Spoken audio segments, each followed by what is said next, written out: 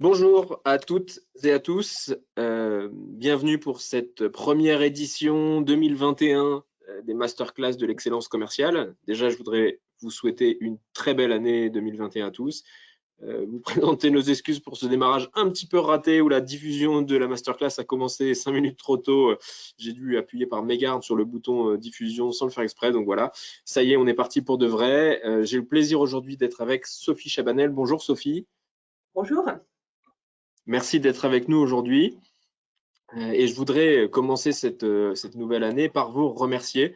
Vous remercier car, encore une fois, vous êtes extrêmement nombreux à nous faire confiance aujourd'hui et on sent que vous êtes tous extrêmement enthousiastes à l'idée d'attaquer cette année 2021 avec de nouvelles masterclass et des nouveaux apports d'expertise chaque semaine. Et vous êtes plus de 600 aujourd'hui, 620 vous êtes inscrits pour nous écouter. Donc c'est une excellente nouvelle et ça nous fait très plaisir de vous avoir avec nous. Ça nous donne envie de continuer à trouver des intervenants exceptionnels comme aujourd'hui encore pour vous inspirer chaque jeudi avec des nouvelles pratiques managériales et des nouvelles pratiques d'excellence commerciale. Alors avant de démarrer, puisque vous êtes nombreux aujourd'hui, je pense qu'un certain nombre d'entre vous ne nous connaissent pas encore. Je voudrais vous dire quelques mots pendant 2 ou 3 minutes sur Incentive, qui nous sommes, ce que nous faisons avant d'attaquer le sujet qui nous anime aujourd'hui. Alors Incentive, nous sommes éditeurs de logiciels, éditeurs d'une solution d'application qu'on a démarré il y a quelques années avec un constat qui est très simple, qui est que dans la vie de tous les jours, quand on a des objectifs à atteindre, quand on veut se dépasser, quand on veut aller au-delà, quand on veut se challenger, on a des applications formidables sur nos smartphones, des applications de sport, des applications de santé, des applications pour apprendre. Et dans la vie professionnelle, on est encore resté cantonné quand il s'agit d'emmener des équipes vers des nouveaux objectifs, quand il s'agit d'emmener les équipes à se dépasser, on est encore resté cantonné à des outils parfois un petit peu archaïques, comme les PowerPoint, les feuilles Excel, et on a du mal à changer ces outils-là et à amener le même niveau de simplicité, d'ergonomie et d'engagement dans les solutions pour amener les équipes à atteindre de nouveaux objectifs. Et donc, c'est pour ça qu'on a créé Incentive, qui est une plateforme tout en un qui va accompagner votre management de proximité dans l'animation des équipes et pour accompagner les équipes dans les grandes transformations à venir. Et les grandes transformations à venir, il y en a énormément, en particulier depuis cette année 2020 qui a beaucoup bouleversé l'organisation du travail, notamment avec beaucoup plus de travail à distance, de management à distance. Et donc, il y a beaucoup de changements, de nouvelles méthodes à amener dans les équipes. Et donc, l'application Incentive est là pour soutenir vos managers dans cette démarche de transformation de leurs équipes. On travaille aujourd'hui dans 6 grands secteurs, mais vous voyez dans nos références dans beaucoup de typologies d'entreprises différentes, moyennes, grandes, des secteurs financiers, des secteurs de la santé, des secteurs de l'industrie, des services, de la distribution, bref, beaucoup de secteurs différents, ce qui nous permet de partager aussi les expertises et de s'assurer que ce qu'on apprend dans un secteur bénéficie aux acteurs d'autres secteurs. Voilà en quelques mots qui est Incentive. Si vous voulez en savoir plus, si vous voulez comprendre comment est-ce que l'application Incentive, la solution Incentive pourrait s'appliquer dans votre cas particulier? N'hésitez pas à prendre contact à l'issue de cette masterclass et on se fera un plaisir d'échanger avec vous, de vous présenter la solution en détail et de réfléchir à votre cas particulier. Voilà, donc on va aujourd'hui passer à ce qui nous amène, à ce qui nous réunit aujourd'hui, l'échange avec Sophie. Sophie, bonjour, merci encore une fois d'être avec nous. Sophie, vous avez un parcours extrêmement varié et vous êtes aujourd'hui consultante, formatrice et écrivaine. Et alors, fait particulier, vous êtes écrivaine à la fois d'ouvrages de business, de management, mais également d'ouvrages de fiction. Et vous avez notamment écrit ce très bel ouvrage, Manager, relisez vos classiques, qui a inspiré le titre de la masterclass d'aujourd'hui. Et nous allons aujourd'hui parler d'email. Et alors, ce que je vais faire, c'est que Sophie, je vais vous passer la main pour que vous puissiez enclencher votre présentation sur l'écran. Alors, en fait, ma présentation, vous avez évoqué en introduction le ras-le-bol du PowerPoint. Bah, écoutez, ça va être l'occasion de le mettre en pratique puisque moi, je n'ai pas prévu de faire de présentation PowerPoint pour ce court échange. Et donc, je vais simplement vous parler, vous donner des exemples, mais il n'y aura pas de partage d'écran. Ça va juste être sous un format de conférence, de discussion, et on va procéder comme ça aujourd'hui. Est-ce que c'est bon pour vous, Simon? D'accord. Impeccable. Donc, écoutez, je suis ravie de venir vous parler du mail, cet outil de communication génial qui en même temps nous fait perdre un temps abyssal et bien souvent génère des tensions et des incompréhensions. D'ailleurs, je crois qu'il y a vraiment une prise de conscience assez générale aujourd'hui sur la nécessité de mieux utiliser cet outil. On le voit à travers des initiatives comme les chartes pour le mail, les journées sans mail, ou aussi à travers votre présence aujourd'hui. Alors, des chiffres qui attestent du temps considérable et passé et parfois perdu à lire nos mails et à y répondre, il y en a énormément. Il y a même une étude de Forbes qui essaye de quantifier l'argent jeté par les fenêtres de ce fait et qui estime que le temps perdu par des mails inutiles coûte environ 1 650 $ par employé et par an. 1 650 $ quand même. Plus encore que les chiffres. Petite question à ce stade. Oui. Est-ce que la crise sanitaire et le fait qu'on travaille plus à distance depuis une petite année a influencé le volume de mails qui s'échangent en interne? Oui, alors elle l'a encore renforcé en effet de façon très significative, mais je dirais qu'elle n'a fait qu'accélérer un phénomène qui était déjà très présent bien avant cette crise-là. La surcharge de mails, c'est vraiment l'invasion presque, j'allais dire, c'est un phénomène qui est présent depuis pas mal d'années et dont beaucoup d'entreprises s'emparent aujourd'hui.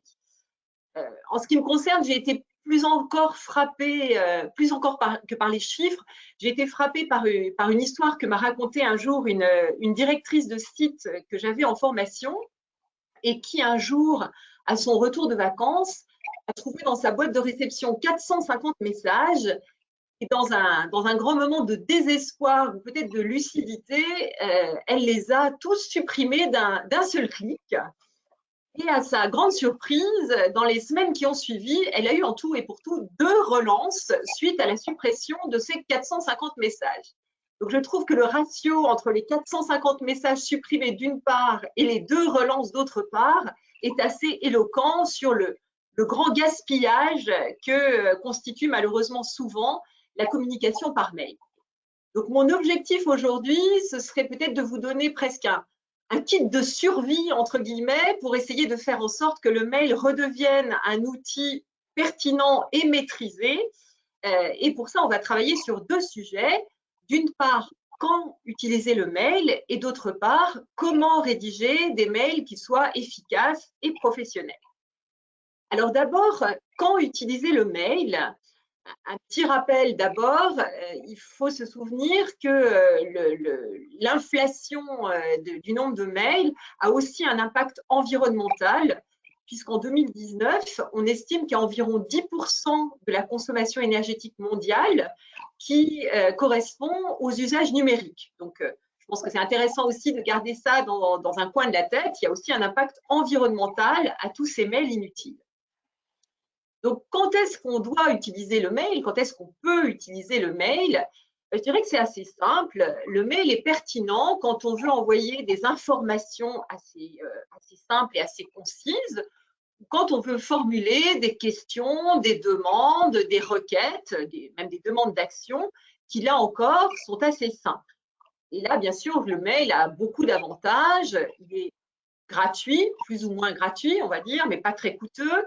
Il est instantané, il permet d'envoyer des pièces jointes, de toucher simultanément des destinataires multiples dans tous les lieux de la Terre. Et puis, on a aussi les transferts, les brouillons, l'archivage. Donc c'est un outil qui est extrêmement riche. La difficulté, elle vient du fait qu'on l'utilise souvent à mauvais escient, et ce pour plusieurs raisons. Alors d'abord, je dirais qu'il y a beaucoup de mails inutiles qui sont envoyés par habitude, presque par réflexe, parce que le mail est tellement pratique que, d'une façon que je qualifierais presque d'insidieuse, il est devenu l'outil de communication numéro 1 et parfois même le seul outil de communication, alors même qu'il n'est pas toujours pertinent. Alors, un exemple de ça, c'est qu'aujourd'hui, il y a certaines personnes, si vous les croisez dans un couloir ou dans une réunion et que, par exemple, vous leur demandez de vous envoyer un document, qu'est-ce qu'ils vont vous répondre? Envoie-moi un mail. Ce qui veut dire en gros que le mail devient un passage obligé on l'a institué comme, dans certains cas comme le seul canal de communication et que la parole n'est même plus recevable. Vous imaginez ce que ça donnerait si on faisait la même chose dans la sphère privée, hein. Vous demandez à votre compagnon ou à votre femme de prendre le pain et il vous répond « envoie-moi un SMS ». Donc, on est quand même des êtres de parole et je trouve assez inquiétant qu'on en arrive comme ça parfois à refuser la parole et à accélérer encore la mainmise de la technologie sur nos échanges. Donc, si on vous demande comme ça quelque chose à la volée et que vous avez peur de l'oublier, bah, à vous de vous envoyer un SMS, des notes, un post-it. Pourquoi pas de vous envoyer un mail à vous-même si votre organisation repose sur votre messagerie, mais on ne peut pas comme ça instituer le mail comme unique canal de communication. Un autre élément qui montre à quel point le mail est vraiment devenu un automatisme, c'est ce phénomène presque de ping-pong qui fait que quand on reçoit un mail, notre premier réflexe est de répondre par mail, même si ce n'est pas la façon la plus efficace de procéder. Je peux vous donner un exemple personnel. Moi, il n'y a pas si longtemps, j'ai reçu un mail d'une cliente qui avait besoin d'un intervenant pour accompagner un dirigeant dans sa prise de parole en public et qui me demandait si c'était le genre de choses que je pouvais faire. Et mon premier réflexe, ça a été de lui répondre par mail. Seulement, comme j'essaye quand même d'appliquer les conseils que je donne, je me suis interrompue assez vite et je me suis dit, attends, réfléchis 30 secondes, est-ce que c'est vraiment la meilleure façon de procéder? Et finalement, je me suis rendu compte que non, j'ai décroché mon téléphone et en 5 minutes, j'ai obtenu toutes les informations dont j'avais besoin, donc le profil du dirigeant en question, ses besoins, une fourchette indicative du volume horaire qu'ils envisageaient. Moi-même, j'ai pu aussi expliquer un peu mon approche. Et donc, le résultat, c'est que quand j'ai raccroché au bout de 5 minutes d'échange, j'avais finalement tous les éléments pour lui envoyer une proposition ciblée et chiffrée, ce qu'il aurait fallu au moins 4 échanges écrits pour atteindre, et j'aurais certainement eu moins d'informations. Accessoirement, je lui ai aussi fait gagner du temps à elle, puisqu'on a réglé ça en 5 minutes, alors que sinon, le truc aurait traîné beaucoup plus longtemps. Donc, vous voyez que le mail n'est pas toujours le plus efficace, et même que dans certains cas, les échanges par mail peuvent être totalement inutiles et stériles. Et on en a parfois des exemples. Imaginez, je ne sais pas, que je vous fasse un mail pour vous dire on a des difficultés pour appliquer la procédure X ou Y et que vous me répondiez bah, pas de problème, je suis à ta disposition pour en parler quand tu veux. Donc là, vous voyez que je caricature peut-être un peu, mais on est parfois assez proche de ça. On se donne l'illusion de travailler. Vous avez traité mon mail parce que vous y avez répondu, mais en réalité, bien entendu, on n'a pas avancé d'un pouce. Donc, attention à cette capacité du mail de nous donner, presque de nous leurrer, de nous donner l'illusion qu'on avance, alors qu'en fait, on fait du surplace. Donc, mon conseil numéro 1 pour éviter de gaspiller du temps avec le mail, c'est de sortir du réflexe, de l'automatisme et de vous demander à chaque fois, premièrement, est-ce que ce mail fait avancer les choses? Et deuxièmement, est-ce qu'un coup de fil ou une visioconférence ou même une visite à l'étage au-dessus ne serait pas plus efficace? Alors, en disant ça, je suis bien consciente qu'aujourd'hui, dans certains environnements de travail, et notamment dans les grands groupes, il est difficile d'avoir des échanges directs, que les échanges directs sont compliqués. Par exemple, quand on est dans des très grands open space qui ont l'effet paradoxal de rendre les échanges presque impossibles, parce que ce serait trop bruyant, ou alors dans certaines équipes, moi je vois des chargés de clientèle à qui on interdit de lever les fesses de leur chaise parce qu'on considère qu'ils feraient du tourisme. Mais je crois qu'il est important quand même de réfléchir aussi à comment on fait pour recréer, refavoriser ces échanges directs parce qu'ils sont efficaces et aussi parce que je crois qu'on s'en rend compte aujourd'hui dans notre période de télétravail forcé et forcené, les échanges directs et même les échanges informels, ils sont quand même extrêmement précieux. Alors, une autre catégorie de mails inutiles, ce sont les mails qu'on envoie par étourderie. Et là, je pense notamment au répondre à tous malencontreux. Un exemple assez drôle de ça, je trouve, c'est une réunion à laquelle j'ai assisté un jour et l'organisateur a envoyé un message aux participants pour leur demander ce qu'ils voulaient dans leur plateau repas. Et toute la matinée, on a vu défiler des messages qui nous disaient que Jean-Claude prenait le poulet alors que Léa prenait le saumon. Vous voyez que c'est le genre d'information qui n'est pas très cruciale.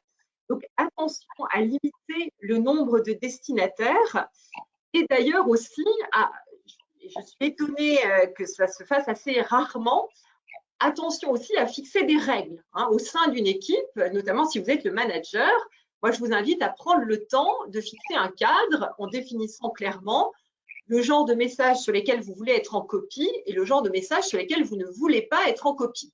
Il ne suffit pas de le faire une fois pour toutes, mais le rappeler régulièrement, échanger sur ce sujet-là, ça peut réduire significativement le nombre de messages inutiles.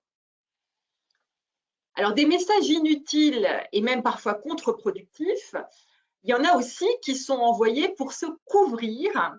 Alors ça, malheureusement, c'est une chose qui est assez fréquente dans certaines équipes où on en arrive à, j'allais dire, presque une obsession de la traçabilité et de la trace écrite et où chacun, finalement, crée comme ça un climat paranoïaque où il faut absolument garder une trace de toute demande. Alors, bien sûr, qu'il peut être pertinent dans certains cas de formaliser des demandes ou des décisions, bien évidemment. Mais quand ça devient une pratique systématique, je pense que ça peut réellement être assez malsain, parce que si je souhaite garder une trace de toute demande à un collègue, ça veut dire finalement que je pense qu'il ne fera pas le nécessaire et en plus qu'il contestera que je lui ai demandé. Donc, si on considère tous ses collègues comme des guignols et des menteurs, ce n'est pas une très bonne base pour le travail d'équipe. Donc, en synthèse sur l'usage du mail, je dirais, posez-vous la question pour essayer de l'efficacité, pour essayer de sortir du réflexe et passer à un choix plus conscientisé. Limitez le nombre de destinataires et puis aussi, soyez vigilants sur cette culture de la trace écrite qui parfois peut être un peu excessive. Alors, bien sûr, j'ai parlé principalement des messages envoyés et pas des messages reçus parce qu'on contrôle moins les messages reçus. En même temps, bien sûr, il y a beaucoup de leviers possibles pour moins perdre de temps sur les messages reçus. Je pense notamment à la gestion de la boîte de réception, le paramétrage des outils, etc. Et puis, par ailleurs, il y a quand même un lien entre les deux sujets. C'est-à-dire que, notamment si vous êtes manager, je pense que l'exemplarité managériale dans ce domaine, elle est très importante.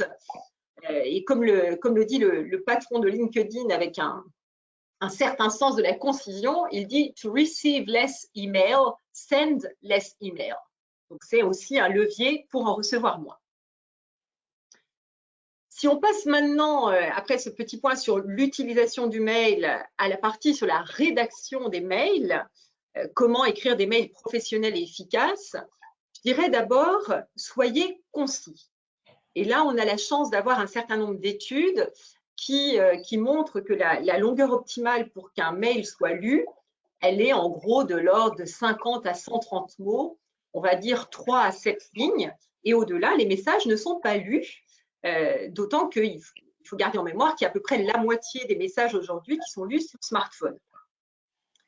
Donc, cette exigence de concision, elle renvoie en fait aussi à une question de méthode. Parce que si vous voulez faire des mails concis, il vaut mieux réfléchir avant aux messages que vous voulez envoyer et aux attentes de votre destinataire.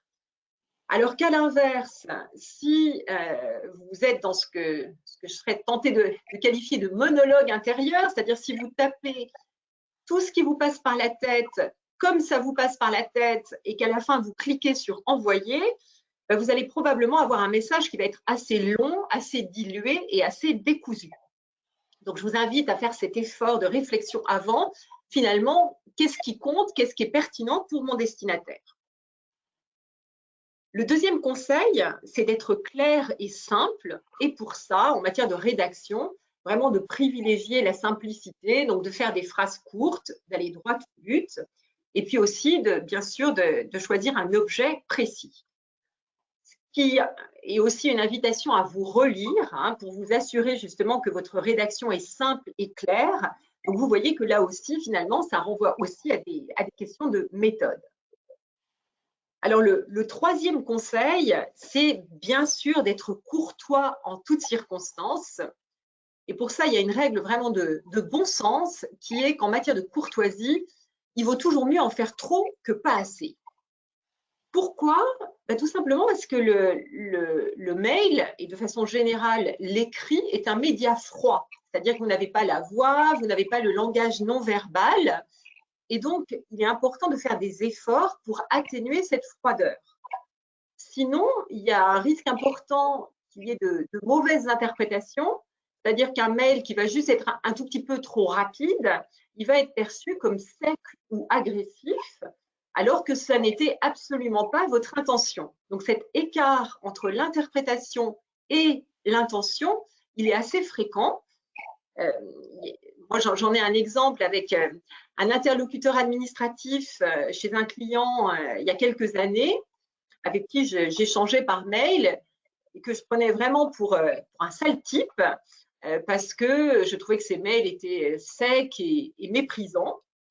Et puis un jour, on a eu un truc un peu compliqué à régler, donc j'ai décidé quand même de l'appeler et j'ai découvert une personne serviable, chaleureuse, pleine d'humour.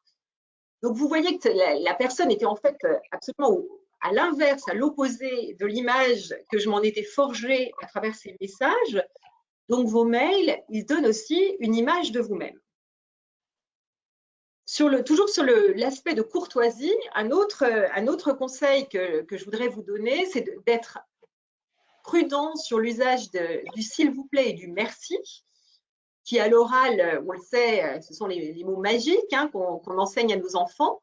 Mais bizarrement, à l'écrit, ils peuvent parfois être donnés plutôt un ton sec. Alors, il y a le merci de, par exemple, qui est franchement directif, mais même le s'il vous plaît, il peut être finalement assez sec. Si vous écrivez pourriez-vous, s'il vous plaît, me mettre en copie de vos échanges, vous voyez que ça peut accentuer le côté sec, alors qu'il serait peut-être préférable de dire vous serait-il possible et je vous en remercie par avance. Donc, attention à ce s'il vous plaît et à ce merci. Enfin, je dirais, toujours sur la courtoisie, qu'il ne faut pas confondre la courtoisie et le formalisme. Donc, bien sûr qu'avec vos collègues proches, vous n'allez pas faire des ronds de jambes à longueur de journée, hein, ça n'aurait aucun sens, mais ça ne doit pas vous empêcher d'être chaleureux et courtois. Donc, oui, vous pouvez écrire à plus, bon week-end, ciao, pourquoi pas. Donc, même des choses assez familières, mais qui, néanmoins, auront un côté respectueux et courtois.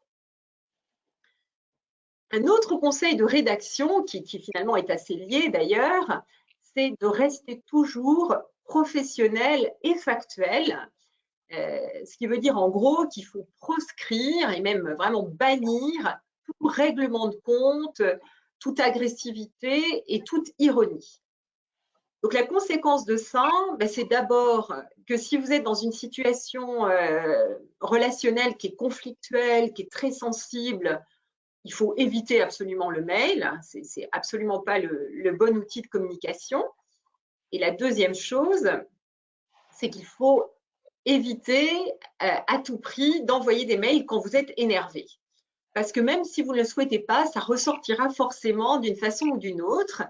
Donc, si vous êtes en colère ou énervé, éventuellement, écrivez votre message tout de suite si ça vous défoule, mais gardez-le dans votre fonction brouillon. Relisez-le quand vous êtes calmé et soit vous le modifierez, soit peut-être que vous le mettrez tout simplement à la poubelle. Une façon de résumer ça, hein, c'est de se dire qu'être désagréable à l'écrit, c'est être très désagréable. Donc, attention à ça. D'autant que si vous écrivez des mails agressifs, quand bien même votre énervement serait complètement légitime, en fait, ça se retournera toujours contre vous. C'est-à-dire qu'à la fin, on verra deux gamins qui s'écharpent sur la cour de récréation et on ne pourra pas dire « Madame, madame, c'est lui qui a commencé ». Donc finalement, ça vous desservira toujours de rentrer dans le jeu si vous recevez des mails qui sont désobligeants, désagréables, agressifs. Et si vous ressentez le besoin de mettre les choses à plat, faites-le de vive voix. Et voilà, décrochez votre téléphone et réglez les choses de vive voix, mais certainement pas par mail. D'autant, dernier point là-dessus, que quand on fait des mails, on ne maîtrise jamais la diffusion ultérieure. Donc, pensez à ça. Le message, il peut atterrir dans n'importe quelle main. Pas forcément d'ailleurs de façon mal intentionnée, mais il peut y avoir des étourderies, des mauvaises manips. Donc, ça doit vous inviter à être extrêmement prudent et professionnel. Enfin, le dernier conseil que je donnerais sur l'utilisation du mail, c'est tout simplement de protéger votre santé et celle des autres. Et là, je veux bien sûr parler de la vigilance sur le fait de ne pas envoyer des mails à toute heure du jour et de la nuit ou tous les week-ends. Alors, si vous tenez à travailler le week-end ou si malheureusement vous y êtes contraint, ça peut arriver aussi, n'oubliez pas qu'on peut paramétrer l'outil pour faire des envois en différé. Donc, je suis bien consciente que les pratiques sur ce plan-là, elles dépendent des entreprises, des équipes, des cultures, etc. et qu'il n'est pas toujours facile d'aller à contre-courant. Mais n'oubliez pas quand même qu'il y a le droit à la déconnexion, donc il y a la loi qui protège les salariés. Et puis, par ailleurs, plus important encore, il y a un lien très étroit entre le burn-out et la connexion permanente. Donc, de ce point de vue-là, c'est vraiment un enjeu de bien-être. Et il me semble que la bonne nouvelle, c'est que les choses ont un peu changé. C'est-à-dire que je crois qu'aujourd'hui, si vous dites que le soir, vous déconnectez, vous arrêtez, vous bloquez votre messagerie parce que vous souhaitez préserver votre vie privée, votre vie de famille ou tout simplement votre bonne santé, je crois que c'est quand même quelque chose qui est beaucoup plus recevable qu'il y a quelques années. Et que ce qui aurait été compris comme une preuve de fumisterie ou de désinvolture, aujourd'hui, à l'inverse, ça peut aussi être perçu comme une preuve de hauteur de vue, de recul. Donc, en conclusion, je dirais que le paradoxe, c'est que les quelques conseils que je viens de vous donner, ils sont en réalité, a priori, assez faciles à mettre en œuvre, enfin, je l'espère, et en même temps, pour certains d'entre eux, ils impliquent quand même de bousculer des habitudes qui sont parfois très, très ancrées. Et donc, à ce titre-là, je crois qu'ils exigent une certaine détermination. Mais le jeu en vaut, j'en suis convaincue, largement la chandelle, parce que l'enjeu est important. Peut-être que vous avez entendu dire que sur les réseaux sociaux et sur Internet, les fameuses fake news avaient tendance à se diffuser plus rapidement que les informations véritables. Et malheureusement, j'ai tendance à penser qu'en matière de communication numérique, les mauvaises pratiques ont aussi tendance à être plus contagieuses que les bonnes. Et du coup, je crois vraiment qu'on a, je vais peut-être être un peu grandiloquente, mais je crois qu'on a quand même une espèce de responsabilité collective à améliorer l'usage du mail et à limiter aussi l'usage du mail. Et qu'à travers ça, finalement, on peut aussi améliorer l'efficacité, mais aussi les relations humaines, la santé et la bonne humeur. Et je crois qu'aujourd'hui, on a tous besoin de bonne humeur. Donc, écoutez, je vous remercie de votre attention et je serai bien sûr ravie de répondre à vos questions. Merci beaucoup, Sophie, pour ce partage très clair, extrêmement riche. Et vous faites une transition parfaite puisqu'on va passer aux questions. Alors, je vous rappelle, à vous qui nous écoutez, que vous avez un petit module dans lequel vous pouvez poser vos questions et on va en traiter quelques-unes. J'ai une question pour vous, Sophie. Il me semble que depuis, on va dire, 3-4 ans, ont explosé dans les entreprises des outils de communication instantanée, avec en tête Slack plutôt du côté des petites boîtes start-up et Microsoft Teams plutôt dans les groupes de taille intermédiaire et les grands groupes. Comment est-ce que, et généralement ces outils ils cohabitent avec l'email dans l'entreprise, enfin même tout le temps. Comment est-ce que ces nouvelles pratiques viennent influencer les pratiques d'email? Est-ce que c'est encore pire qu'avant et on s'envoie autant d'emails et en plus des Slack et des Teams? Est-ce que ça améliore les pratiques? Comment ça se passe? Alors, je crois qu'on est effectivement dans une période de transition, mais alors il y en a même certains qui annoncent la mort prochaine du mail, hein, qui disent qu'ils vont disparaître comme les dinosaures. Moi, je pense que c'est pas pour tout de suite. Et je pense qu'en effet, c'est la transition du mail vers la messagerie, elle est pas toujours favorable, que peut-être que dans certains cas, le remède est pire que le mal, parce que la messagerie, si elle est mal utilisée, elle a un côté très intrusif, qui est encore presque plus fort que le mail, parce qu'on a plus de mal, peut-être, notamment en période de télétravail, de confinement, etc., à fermer sa messagerie, notamment si on est manager, hein, parce que, par exemple, on peut s'inquiéter de savoir qu'on a des salariés un peu partout qui se sentent assez isolés. Donc finalement, on peut être sollicité tout le temps. Et enfin, j'en parlais il n'y a pas longtemps avec un client et on se disait que si on passe à la fameuse matrice d'Eisenhower sur l'urgent et l'important, la messagerie instantanée, elle peut nous amener finalement à faire du pas urgent, pas important toute la journée. Donc c'est un outil au même titre que les mails et comme tout outil, il doit être utilisé avec rigueur. Ok. Alors, avec cette transition qui s'est opérée depuis un an, avec de plus en plus de télétravail et de plus en plus de travail à distance, j'entends beaucoup, et notamment des boîtes assez modernes, de type Alan ou autres, des boîtes qui prônent une approche beaucoup plus écrite qu'orale, en disant que quand on est à distance, il faut écrire parce que c'est plus facile de garder trace, c'est plus facile pour des gens qui n'étaient pas là de relire ce qui s'est dit dans un échange, etc.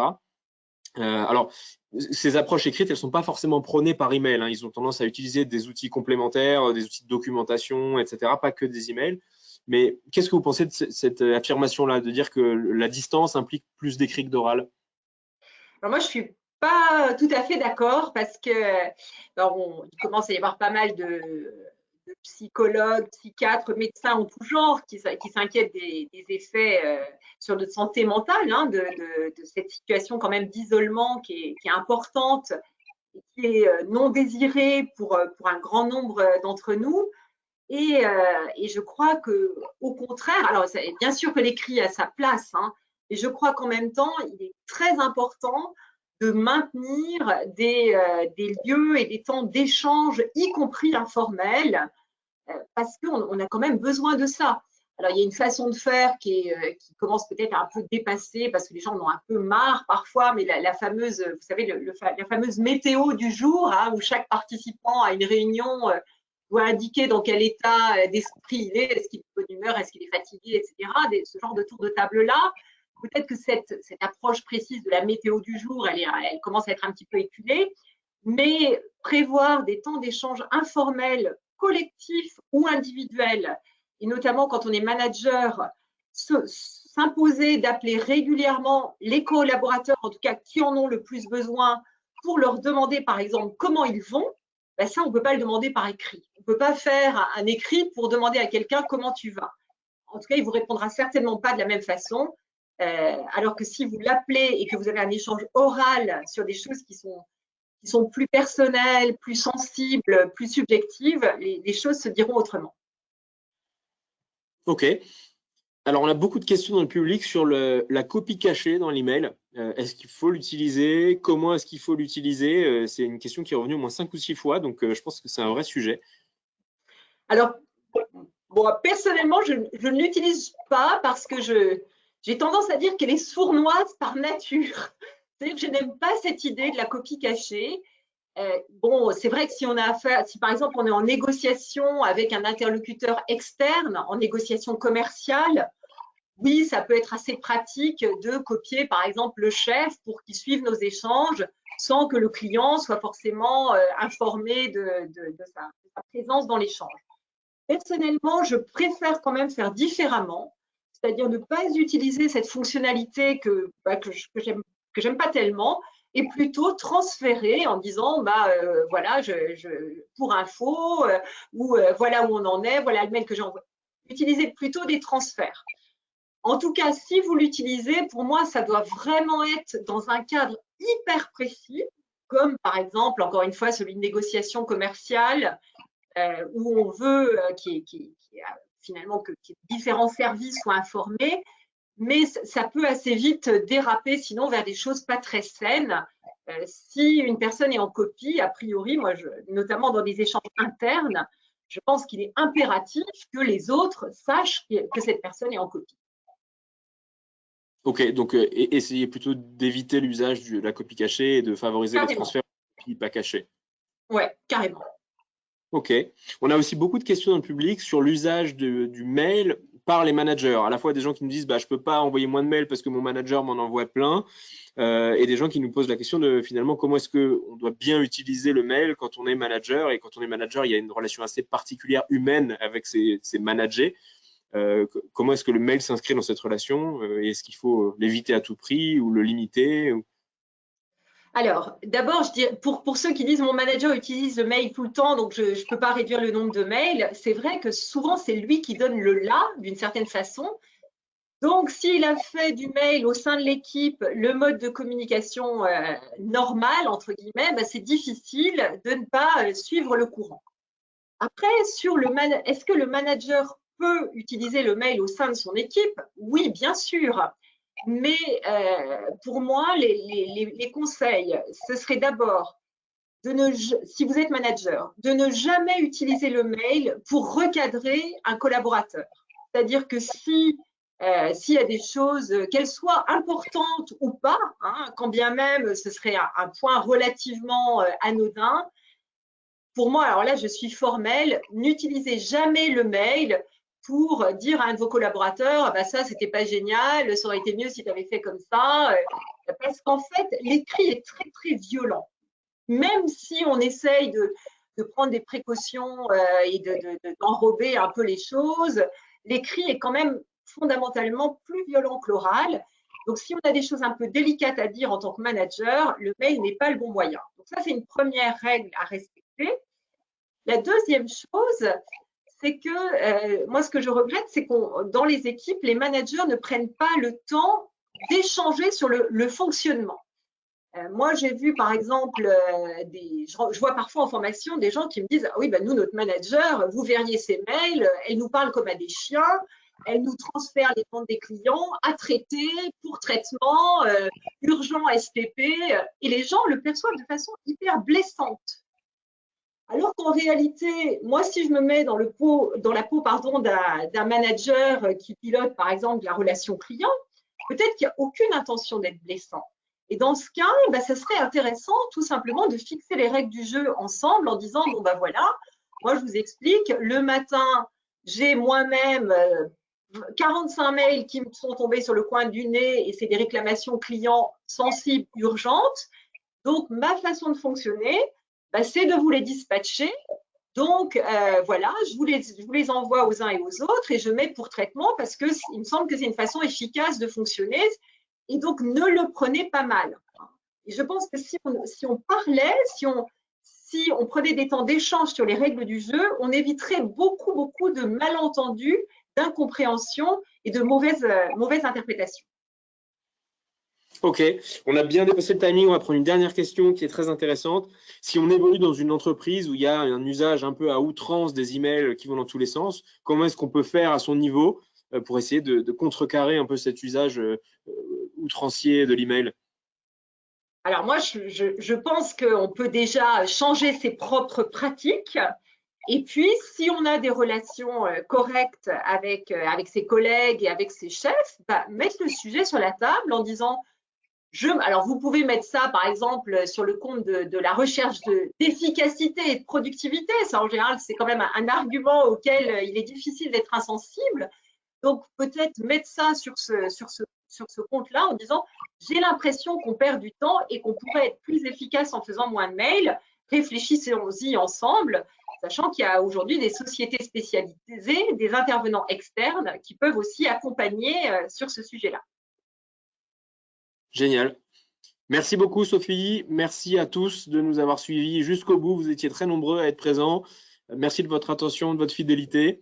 On se retrouve la semaine prochaine pour une masterclass avec Bruno Ruffier, qui est le directeur commercial chez CGDIM et dont le sujet n'est pas encore tout à fait défini, mais on vous le communiquera dans les jours qui viennent.